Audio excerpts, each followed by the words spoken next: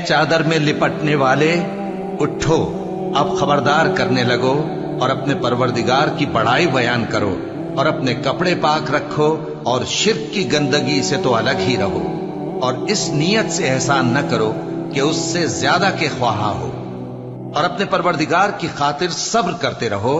फिर जब सूर फूंका जाएगा तो वो दिन मुश्किल का दिन होगा, यानी काफिरों पर आसान न होगा। मुझे उस शख्स से समझ लेने दो जिसको मैंने अकेला पैदा किया और मैंने उसको बहुत सा माल दिया और हर वक्त हाजिर रहने वाले बेटे दिए और उसको हर तरह के सामान में वुसअत दी, फिर भी लालच रखता है कि मैं उसे और ज्यादा दूं। ऐसा हरगिज नहीं होगा। ये हमारी आयतों का बड़ा मुखालिफ रहा है। मैं इसे एक बड़ी चढ़ाई चढ़ाऊंगा। इसने गौर व फिक्र किया और एक बात ठहरा ली, ये मारा जाए। इसने कैसी तजवीज की